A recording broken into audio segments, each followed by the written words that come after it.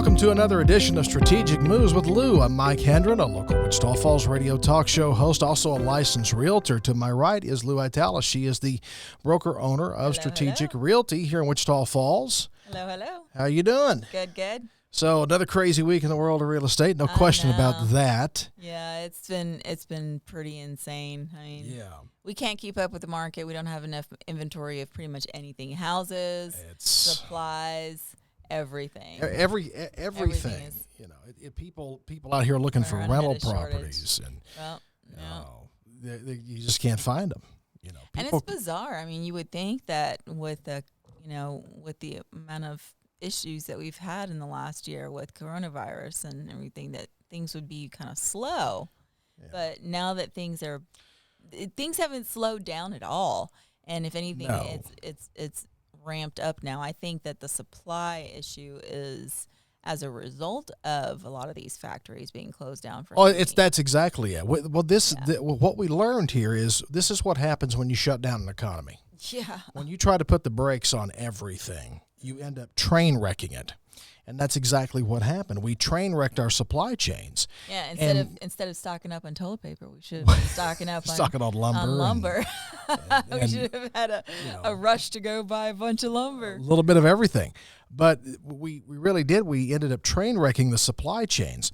Now that you have the lumber mills and the factories and so forth and the steel mills and everyone opening back up again. Yeah, we got back orders on everything. Yeah, and so now everyone's trying to play catch up. Well, the result of that is you've got the construction that really hasn't stopped. No. If anything, it's amped up a little bit. And it's amped up, and now you're trying to catch up on back-ordered materials. Mm-hmm. You're trying to keep up with demand for current projects that are just coming into the pipeline. Yeah. And it's stressing the whole system. And you can't find enough people to work. That's the biggest thing.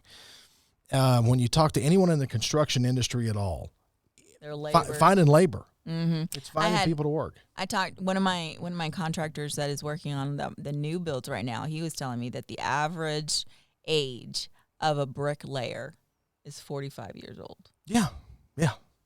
I believe it. I totally believe it. Well, you can't. There's no 18 to 25-year-olds wanting to get into that profession. Yeah, there's nobody that are learning it. Right. Well, and the novices right now. Everybody's like. The people that are doing it have been doing it for 20 years, and there's nobody that's actually learning that trade anymore. We saw this almost a decade ago in the world of broadcasting. The average age of a broadcast engineer about 8 to 10 years ago was about 52 years old. Yeah. That was the average age. So what that means is we've got a whole bunch of guys that are between 50 and 70 in the business, and not nearly enough between the ages of 20 and 40. And so as these guys that are in the business get older, they age out, they retire, and there's no one to replace them. Yeah. And the same thing happens in all the trades, in the construction world and everything else, is as those professionals that have done this for years and years and years, as they age out and retire, we don't have enough young guys or gals coming in behind them. I mean, ladies, you can learn to lay brick too. I'm just saying, it's, anybody could do this. It doesn't have to be a guy, but it's an industry. And women do things better. That's the claim I hear. But it is an industry. A lot of the construction industries traditionally are industries that men have gravitated toward. Yeah. But we just don't have enough young people getting into it. And that trend doesn't seem to be changing. It's going to have to change, because one day you're going to wake up and you're going to want to build that new house, and you're not going to be able to find the framer, the drywall guy, the bricklayer, the roofer. They're not going to be there. They need to see the incentive. I think that a lot of times this generation, they need to see the incentive. Why should I learn how to do this? The reason why you should learn how to do it is because well, it makes money for one thing. It makes a lot of money. They have to understand that it's not all about just sitting on your computer and making money at your computer. But if you use your hands for something, you're going to see that there's the potential of making money there is there. I'll tell you, and my opinion here. This is strictly my opinion. Back in the 1980s, when I was a high school student, the counselors would routinely downplay anything that was manual labor, trades, mechanics, Wow. plumbing. I mean, the general Everybody consensus wants to be a doctor, everybody was wants to be a lawyer, everybody wants to be, the general consensus was if you don't go to college, you're going to be worthless. You're going to end up broke and drug addicted and dead somewhere. I'm exaggerating a little bit, but that was kind of the general feeling. If you did, it made you feel like if you didn't go to college and get a 4-year degree in something, in some field, you were just going to be worthless. And that's and that's of course that was wrong. Well, what we did is we basically kind of put a black eye on a lot of the trades in America. That we didn't want our young people, we didn't want our kids or our grandkids to end up being a laborer. Well, the fact of the matter is we need people who do these jobs. You need people to build homes. You need people to fix your cars. You need people to fix your plumbing. You need people to fix your electrical wiring when it's broken. You need these people. Because it's not fair to assume that the people that are going to be those laborers are going to be Latin American or foreign nationals that are here to make money, and so they're willing to do those jobs. Well, just like you eventually run out of other. That's not fair to even assume that that's the case, because my friend, the one that told me about the contractors for the bricklayers, he said that even people that are elite, that are coming from Mexico or stuff like that, even their generation of 20-year-olds are coming over and they don't want to take those jobs either. So it's not like it's specific to just American children. It's worldwide. They're not learning the trades either. Yeah, this whole generation of young people are just not learning trade. And they're not learning it. Or they don't have no desire to do it. Well, and that's something that, I think we're trying to turn a corner on that, I think, as a country, and I think we have turned something of a corner on it. Mm-hmm. But we still have a long way to go. And so when it comes down to, we can sit here and talk all day long about shortages of houses and shortages of materials and all this, that, and the other. This too shall pass. But it will. But we also have to address the shortage of labor, the shortage of people in these industries that we need, as real estate agents, we need people to build houses so we have houses to sell. I mean, that's what it comes down to.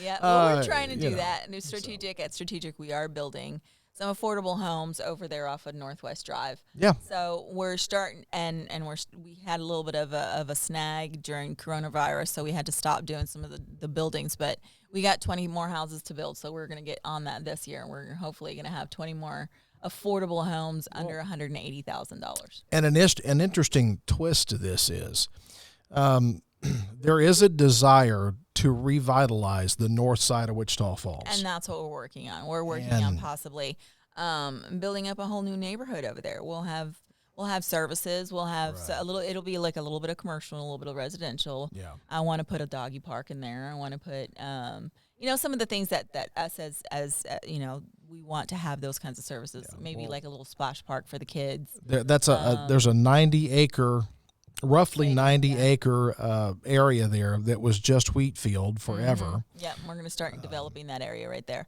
We're probably going to put some sort of like even like a little vegetable garden. So we'll create a little neighborhood there, and we'll have a little bit of commercial in there too, so that we can have maybe a couple of grocery stores or maybe convenience stores or something like that on the outside, so that people can, if they need something real quick, they can just go to the corner store. Well, a lot of the talk about revitalizing that area of Wichita Falls has kind of centered around the commercial side of it, bringing new businesses in, new attractions. But you also need people. Residential. Well, we need more homes in general. Well, because when we can get another 200 or about 150 to 200 homes there. Exactly. Well, because when businesses, and particularly corporations, when they start looking at where do we want to build our next store, our next restaurant, or whatever, they start looking at rooftops.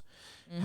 How many people live in a particular area that we can attract to our business? And so they start looking at rooftops, because that means people. Yeah. And if you don't have sufficient rooftops, you don't have sufficient people. I mean, this is economics 101. Mm-hmm. It's no more complicated than that. So things are, again, we're turning a corner in that area of Wichita Falls. We have to. Otherwise, we're just going to continue to stay, pretty dead. Not dead, but, we're stagnant. Stagnant. It's been stagnant. The status quo needs to change a little bit. Yeah, it's But been a little stagnant. okay, so what we did last time around, we had a constable judge here. A constable judge. He was a judge, and now he's a Yes. constable. Constable Little here with us, and we were talking about evictions.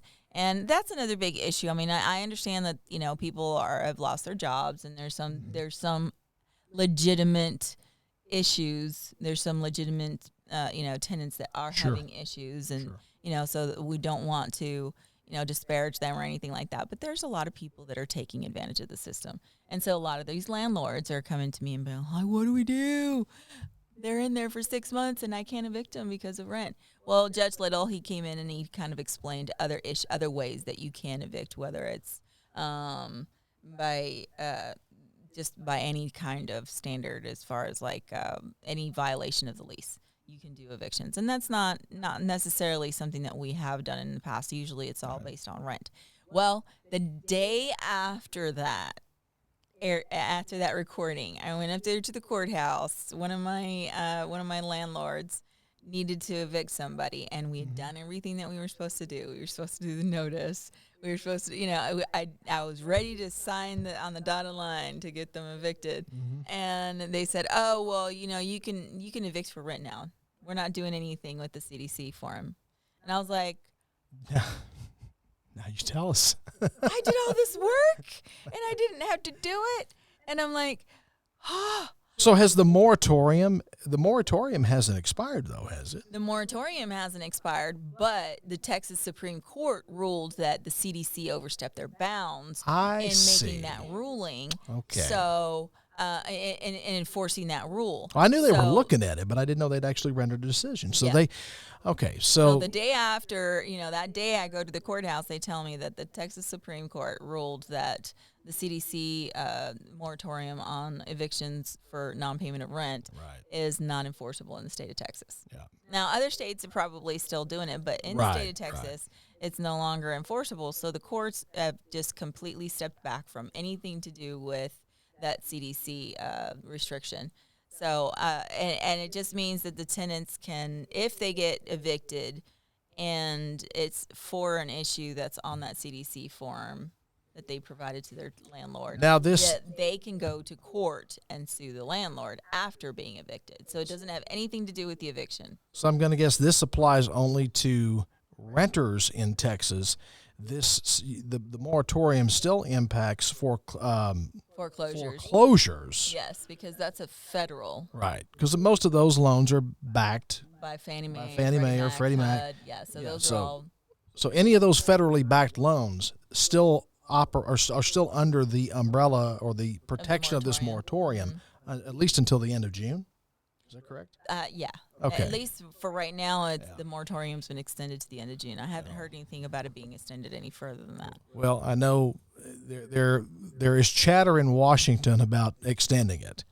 Now, whether they actually get to do that or go through with that or not, but it's become There's always chatter about something or other. Well, it's become a political football. That's what it is. It's a political football now, and so they're gonna if they can use that to their advantage. But that's a whole other discussion. But this is not a political airing. No, but that's the truth. I mean, they will use those things to that end, unfortunately, and that puts people like yourself, that puts the banks, that puts a lot of people in a tough position, and the owners of the homes that are facing foreclosure.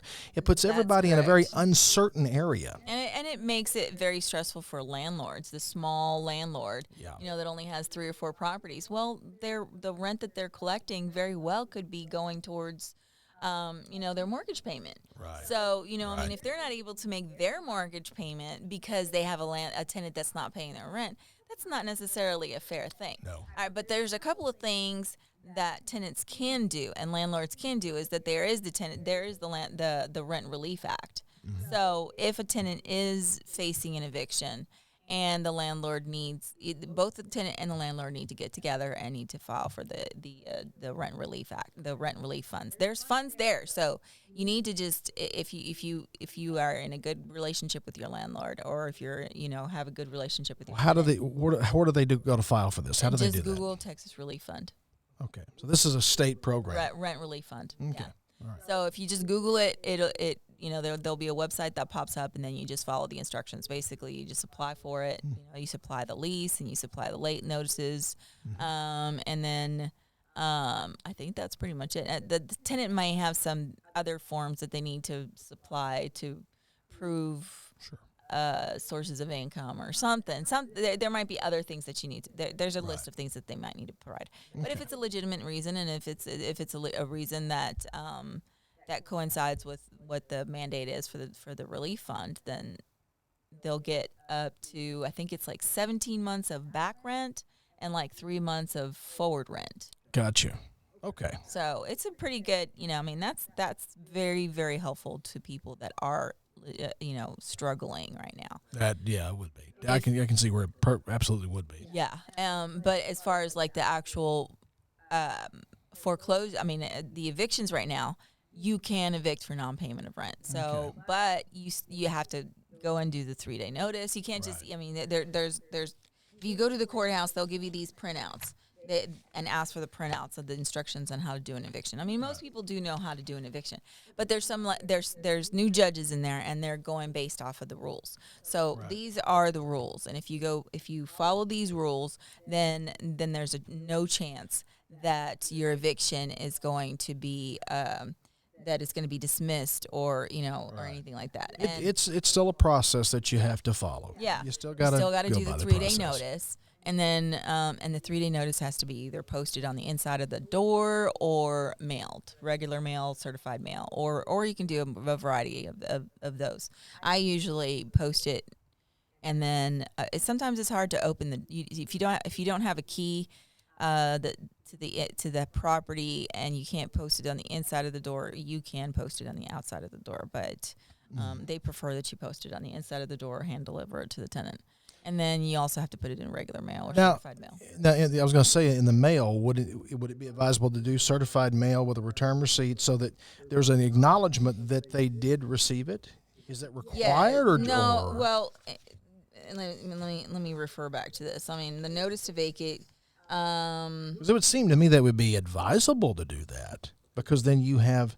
If they do receive it, if the postman is able to deliver it to them and they do sign for it, well, then you have verification. Here it says delivery of the notice to vacate. Generally, the notice to vacate must be given in person or by mail to the premises. So it's not both. It's just or. Okay, one or the other. In person means personally delivered to the tenant and any person residing at the the premises who is 16 years of age or older. Okay. And personally delivered to the premises by attaching the notice on the inside of the main door. By delivery means regular mail, registered mail, certified mail, return receipt requested to the premises in question. Okay, so you can, it's or. Frankly, if it was me, if I was going to mail it, I would do the return receipt certified mail. Well, the problem with doing that is that you actually aren't giving them 3 days notice. Then it's more like a 5 days notice, because it takes 2 days for the mail to be delivered. So that's why I prefer to actually deliver it in person. That way they have the notice, and then you have the date on there. And then for the mail issue, you mail it just so that you can get that acknowledgement. Because when you hand deliver it, you're not going to get an acknowledgement. Yeah. And that's if you can get them to answer the door. Yeah, that's the other thing too. You got to get them. You got to see them to hand deliver it to them. That's true. That's true. If you really want to put it in their hands, so yeah. Anyway, it's a process. It's a process you got to follow. But at least now, as a landlord, you've been given some breathing room, and you've got an opportunity to gain some relief for yourself as a landlord. That's correct. And as a tenant, you really need to make sure that you are communicating with your landlord, because now the evictions are coming into play. And that alone would save so many problems. Exactly. Just communicating. I don't know how many times I wind up giving a notice to somebody because I haven't been able to get a hold of them. Right. And it's now 4 or 5 days late, and they're evading me, and I get it. Times are tough, but at the same time, we're all human, and if you communicate with the landlords, and a lot of times they'll understand, and they'll be like, well, I give me will a time frame of when the money is going to be available and how much, and then we'll go from there. I will say this: I think that it's probably the situation we've got right now, I think, is beginning to fade. I think people are starting to want to get back out now and get involved in public life again, and be around other people, and there are jobs out there.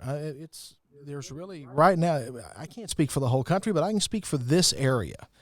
There's no reason not to have a job in this area. We've got an unemployment rate of about, I think we climbed just a little bit above 7% a couple of days ago here in Wichita Falls proper. What's our average? I mean, is that pretty high? Well, that is high compared to what we were just 4 years ago when we were about 2%. Oh, yeah, we had such a low unemployment rate for so long that the labor shortage got to be a real detriment. It was driving companies away from us because they look at Wichita Falls and go, well, 2% unemployment, there's nobody to hire. Guess we'll go somewhere else. But with a 7% unemployment rate, but then again, you drive around to these various businesses and everyone's got a help wanted sign out. Everyone, especially restaurants, are starving for help. So, there is work here. And all of this, it all ties together. The health of your housing market, the health of your rental market, the health of that economy is related to the health of all the other little economies around you. It's all symbiotic. It's all, there's a symbiotic reaction to everything that happens in any industry, any environment. Any city, any county. I mean, we're all human. We're all people. We're all basically the same. Mm-hmm. We all basically have the same needs, desires, and wants. And so we all need a place to live, and we all need food and water, food and shelter, and those are the basic needs. And if you can meet those basic needs, then the rest of it's pretty easy. The rest of it's gravy, but you got to meet those basic needs, and so it's all tied together. But all in all, I mean, given everything that happened in 2020. Given everything, and it's been 2021's been kind of a rough start for a lot of people. Yeah. Given everything that's happened in the last 12 to 15 months, 16 months, I think the economy is in reasonably good shape, all things considered. Some of the, we talked about the lumber prices early on in the program. Some of this stuff seems a little out of control, but all in all, it's really not horrible. We've been in worse shape. The housing market's been in worse shape. I mean, everything. I think that if we think positive, then we'll just this too shall pass. We just have to press on. If you got really good credit, you can still buy a house and get an interest rate under 3%. Yeah, interest rates are going to start going up. So y'all, if y'all want to buy a house, now's the time to do it. The money's still stupid cheap right now, and so if you got good credit, this is a good time to. Exactly. Even if you got just, somewhat good credit, you can still get a loan out there. You may not. You may pay a little more. All you need is a 640. Isn't that wild? Just a 640 will do it. And I know for a while, for the loans, not VA, the other ones. Help me! I lost it there for a moment. Fannie Mae, Freddie Mac. Yeah, any of those. The benchmark scores were lower at one time. It's like 570, 580. They raised their score, their threshold, did they not? All of them are at 640 right now. It used to be, there were some lenders that were doing 580. That's what I thought. And that's only been a couple of years ago. Yeah, well, it was right before coronavirus, and we'll get back to that, I think, eventually at some point. Oh, I'm sure we will. We'll have, we have to get another lender on here on our panel. Maybe next week I'll tag a lender and see if we can get an assessment of what the market's doing right now. And because that changes so frequently. It's very fluid. All of it's very dynamic, very fluid. You can't, you can't look at what things were. What it was 2 years ago is not what it is today. I mean, when I went to go do this eviction, I was like, HE double hockey sticks. Now all of us, from one day to the next, I just had an expert on my panel telling us that we couldn't do evictions for rent, and now 2 days later, now we can. But you had a court decision come down that affected everything. And the way those work, you never know when that's. The courts may hear the case, and then again, they may not hear it at all. They may choose not to hear the case, and then you get no decision. But in this case, we did, and so now you can move forward with those evictions. But it's really going to be interesting on the foreclosures going into the, if, and again, we're assuming here that the moratorium expires in June. I don't see how they can continue the moratorium. I don't see how they can. It doesn't make any sense, really. No, it doesn't. But, assuming that it does not continue and they do let that expire, there's going to be, it's going to be a madhouse with these foreclosures. So there's going to be just a flood of paperwork and a flood of I think it's going to create a bit of a logjam, isn't it, for the people in the industry that are having to process all this stuff. It's going to be tough. Yeah, it's going to create a flood, and it's going to probably take about 6 months for everything to start to kick in, because foreclosures take generally a good long time. Yeah. I mean, it's even more complicated than an eviction. So Right. There's notices that need to be taken into consideration. There's a much more complicated yeah, process. You have to get them served. I mean, there's due process in all of this. So, Sure.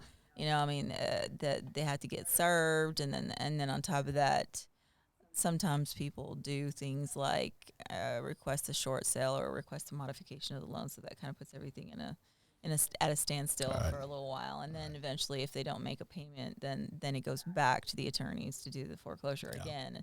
I mean, a lot of times with the banks, they go with attorneys, and attorneys are also not exactly the speediest of processes. We're not attacking attorneys, by the way. No, it takes time. I mean, all this. Some of you are great guys and gals. Yeah. No, and most of them do work really hard, but they're going to have a backlog of all this stuff too, because all their banks are going to be. I mean, I don't even know how long it's going to take for us to resume operations as usual.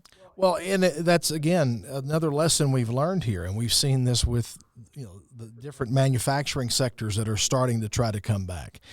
You can't go from a dead stop to full speed ahead in one hit. You just can't. You can't do it. It takes time to get things going. You can go to a dead stop in no time flat. But yeah.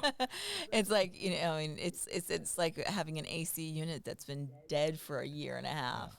Trying to get it to start back up is going to take. You gotta service it. You gotta make sure all the components haven't deteriorated. It's the same thing here. All that.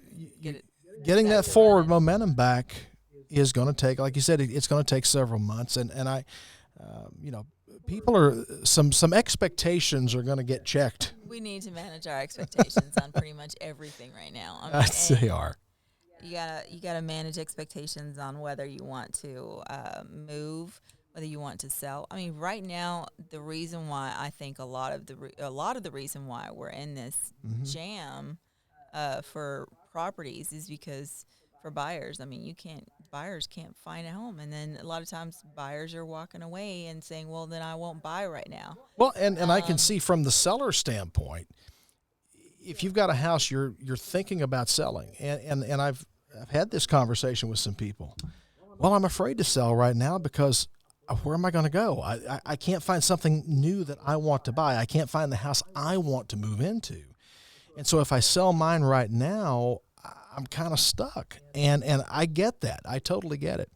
But it is a seller's market right now. Right now, it is a seller's market. Everything is selling for like 20 to 30% over list price. Yeah, I mean, if you that's unheard of in Wichita Falls. Most people that are looking for a house are all looking for the same thing. They need at least 3 bedrooms. They want 2 bathrooms. They'd like a 2-car garage. They don't care whether it's attached or not. 98.9% of the people shopping for a house are all looking for exactly the same thing. Because that's what they've been told is what's desired. That's the ideal. In their mind, that's the ideal. And so they're all looking for exactly the same thing. And when you have that situation and you've got a shortage of homes, we're averaging 104, 105, 106 active listings available in 5 counties around here. I think that's even lower than that right now. I wouldn't doubt it. We probably sold a few in the last 15 minutes that we've been talking here.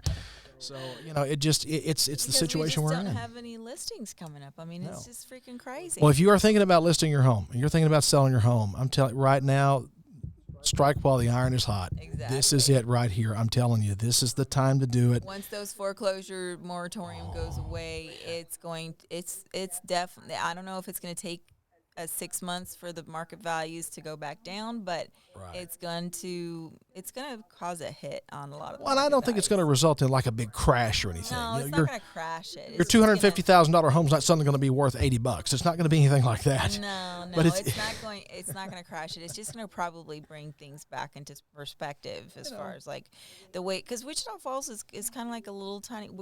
We've operated in this little tiny bubble for the last.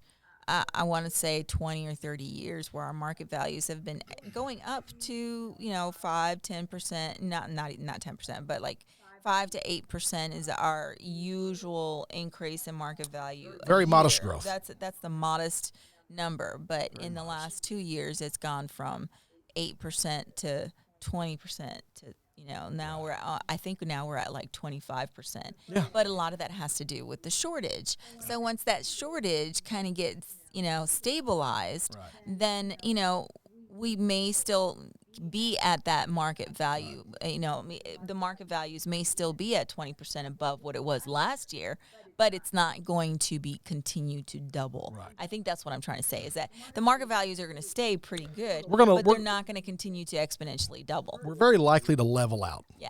We're going to level out at some point, and the increases will slow down dramatically, but we'll level out. And but again, it's going to take a while to get there. So if you've got a property you're thinking about selling, if you're looking to buy a property, give us a call at Strategic Realty. And Tell what time. oh, we're fine. Okay. I got that under control. Okay. Yeah. But give us a call at Strategic Realty, and the number to call. The number is 940-689-7900. There you go. Or you can go to strategicrealty.net if you want to check out the website as well. And I want to say a thank you. Facebook. Yeah, on Facebook as well. And be sure to check out the videos on YouTube and on Spotify and on the you can find links on the Facebook page as well. I want to say a big thank you to Terry McAdams and MacTech Solutions Absolutely. for the studio space to record the show here. We appreciate it very much. And if you've got a Mac, an Apple product that you need service with, I want to encourage you to take it to MacTech Solutions, Wichita Falls, Texas, 4020 Ray Road, and you can make an appointment online with them at mactech-solutions.com. And again, our website, strategicrealty.net. Be sure and check that out. So until next time, you guys take care of yourselves. We'll see you back with another edition of Strategic Moves with Lou very soon.